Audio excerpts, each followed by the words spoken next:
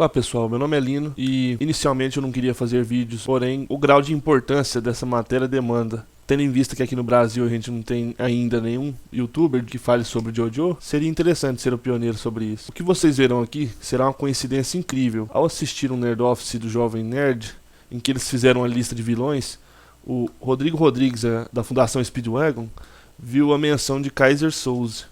E ao tomar conhecimento da trama do filme em que ele atua, ficou óbvio que ele era o Diablo. Como já viram pelo título, eu irei falar sobre Vento Áureo, mas eu não planejo ficar só nisso. Quero levar muito longe, fazer muitas teorias de JoJo pra vocês, pra gente poder discutir. Além das referências musicais, JoJo em geral é dotado de inúmeras referências cinematográficas. Isso é fato, tal qual a aparição de Strange em Stardust Crusaders e sua relação com o filme Link, de 1986, ou a semelhança de Alessi com Johnny do filme O Iluminado. Bom, o que eu irei mostrar para vocês agora não tem nada igual, é sem precedentes. O filme O Suspeito, de 95, é, digamos, a inspiração total para a parte 5 de JoJo, e eu vou explicar o porquê. Seu elenco conta com Kevin Spacey no papel de Roger Verbal Kint, Benício Del Toro como Fred Fenster, Stephen Baldwin no papel de Michael McManus, Gabriel Byrne no papel de Jan Keaton, Kevin Pollak no papel de Todd Rockney, Chess Palminteri no papel do investigador Dave Coogan, Pete Postlethwaite no papel do advogado Kobayashi, Suzy Ames como Ed Fineran, Giancarlo Esposito como Jack Bauer. Se você procurar na vasta internet, verá que existem possivelmente duas menções sobre Diavolo ser o Kaiser Soze, e o que eu vou apresentar aqui vai muito além disso, vai ser um contexto completo. Os Suspeitos, ou em inglês The Usual Suspects, é um filme de crime e drama mistério, escrito por Christopher McQuarrie e dirigido por Bryan Singer, em que um único sobrevivente, Roger Verbal Kint, um homem que está em uma interrogação policial e diz ao seu interrogador, agente Coogan, uma história sobre eventos que conduzem a um massacre em um barco. E a história começa quando 5 criminosos se encontram de forma aparentemente aleatória para uma fila de reconhecimento da polícia. Bom, você deve estar se perguntando, o que isso tem a ver com Vento Áureo? E eu respondo, tudo. Para começar, ambos os pôsteres e a capa do filme, que mostram todos os envolvidos na trama, é esse aqui. Araki fez um desenho idêntico no capítulo 18 do volume 3. Essa capa com a galera da Passione é uma referência direta à cena que eles se aliam para o reconhecimento da delegacia, que é a própria capa do filme. Mas isso não é nada perto do que está por vir. A questão é, o Diavolo, o principal antagonista de Vento Áureo, foi completamente inspirado em Kaiser Soze. Guardem esse nome, ele é o vilão principal desse filme, e vocês verão como. Este é Verbal, ou melhor, Doppio. Fica evidente ele ser o Doppio, pois além de ser a contraparte de Kaiser Soze, ele sempre dispõe de muita dissimulação. O mesmo é inválido e passa a sensação de ser totalmente inofensivo, assim como Doppio. A princípio, se qualquer um que lê o Vento Áureo assistir os Suspeitos, verá a incrível similaridade. Para começar, a primeira menção de Kaiser Soze, ou melhor, Diavolo, é através de um operador que foi vítima dele no navio. Ele diz ao investigador que viu ele nos olhos, e ele era o próprio Diabo. Esta primeira citação é o ponto-chave para o nome do personagem. Logo mais tarde, o narrador da história, e também um dos participantes do filme, Verbal, faz uma citação de Charles Baudelaire. A maior proeza que o demônio conseguiu foi convencer o mundo de que ele não existia. Vamos assimilar demônio, devil, diavolo, que é o italiano para demônio. Além disso, nessa frase fica claramente evidente o objetivo de Diavolo, que era o de desaparecer por completo e convencer a todos de sua inexistência, apagando seu passado, assim como Kaiser Soze. Kobayashi, o advogado de Kaiser Soze, em sua primeira aparição, está de paletó, nas sombras, com uma figura sinistra, igual à primeira aparição de Diavolo.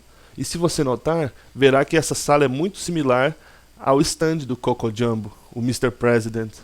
A história do filme em si é idêntica à da parte 5. No entanto, além de Kaiser, não há muitas menções aos personagens. Porém, dependendo da interpretação, há muita similaridade na maneira como eles são envolvidos com Kaiser.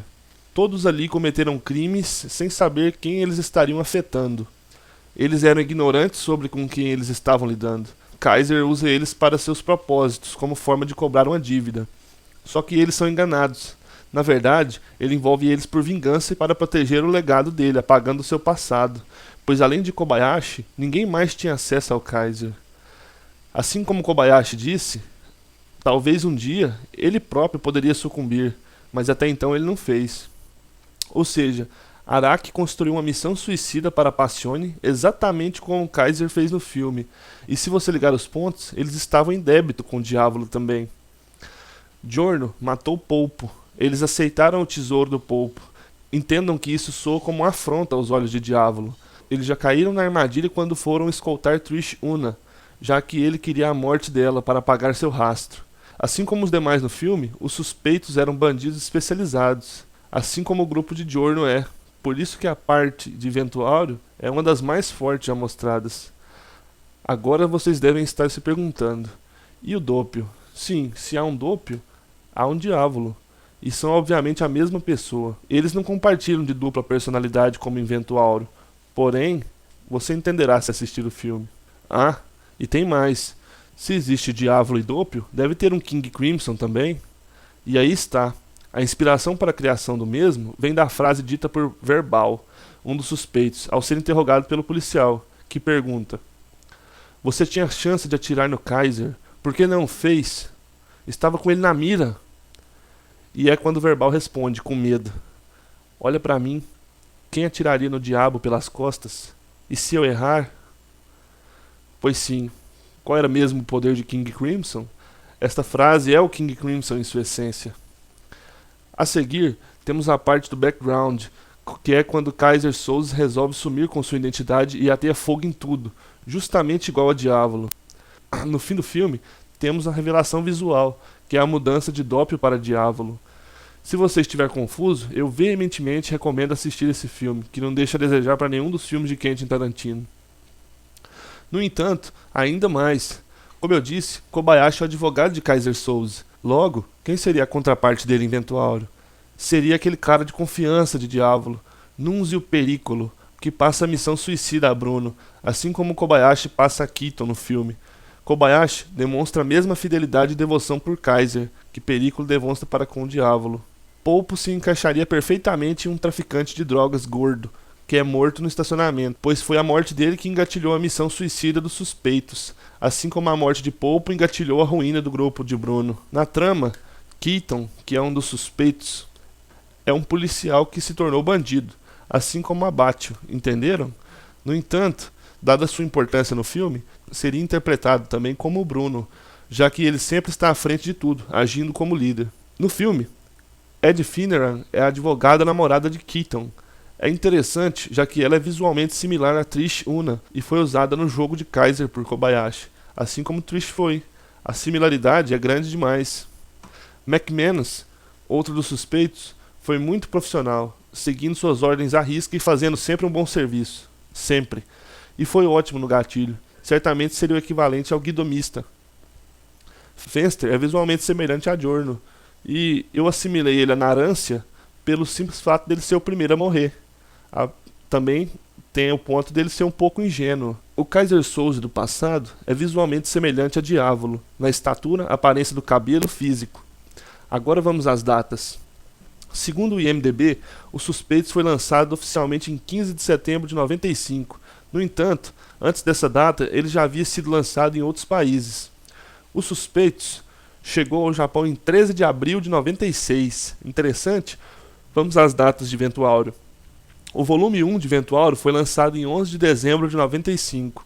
E o volume 3 em 15 de abril de 96. 2 dias após o lançamento do filme no Japão. Interessante, não é mesmo? No mangá, Diavolo aparece pela primeira vez no volume 9 de Ventuário, no capítulo 71, durante o arco do White Album, mesmo que apenas a sua sombra na luta contra Bruno. Já Pericolo, ao dar a missão para o grupo de Bruno, aparece no volume 4, lá atrás, no capítulo 468, que foi ao ar em 22 de julho de 96. Seria plágio ou inspiração? O filme Os Suspeitos foi bem recebido pela crítica e eventualmente recebeu um lançamento geral. McQuarrie venceu o Oscar de melhor roteiro original e Spacey o Oscar de melhor ator coadjuvante. Kaiser Soze, por sua vez, foi um personagem baseado em um criminoso de verdade. Seu nome é John Emil List, nascido em 17 de setembro de 1925 e faleceu em 21 de março de 2008. vítima de uma pneumonia, enquanto ainda estava na cadeia. Ele foi um assassino condenado por múltiplos homicídios e passou muito tempo agido. Em 9 de novembro de 71, ele matou sua própria esposa, sua mãe e 3 filhos em sua casa em Nova Jersey e depois desapareceu. Ele havia planejado os assassinatos tão meticulosamente, quase um mês se passou antes que alguém percebesse que algo estava errado. O caso tomou tamanha notoriedade que inspirou vários filmes, dentre eles o próprio Os Suspeitos. Em junho de 2001, a renomada revista Time se referiu a Osama Bin Laden como um Kaiser Soze geopolítico, uma ameaça onipresente cuja simples menção do nome já invoca perigos muito além de sua capacidade. O termo também foi usado como um verbo, com um personagem na série televisiva Buffy, a Caça a Vampiros, perguntando: alguém mais sente-se como se fossem Kaiser Sozeados? Referindo-se a uma sensação de ter sido definitivamente manipulado e ultrapassado. Em sua revisão de 99 do filme Clube da Luta, que era geralmente negativa, o crítico de cinema Roger Ebert comentou: muitos filmes recentes parecem ficar insatisfeitos, a menos que eles possam adicionar cenas finais que redefinem a realidade de tudo que já se passou. Chamem isso de Síndrome de Kaiser Soze. É isso aí, pessoal. Eu deixo a conclusão para vocês. Quiser deixar aqui nos comentários, a gente discute. Lá no grupo do Facebook Fundação Speedwagon, sintam-se abertos para ir lá para a gente discutir bastante também. E estou correndo atrás de lançar mais vídeos com essa temática. Fiquem no aguardo.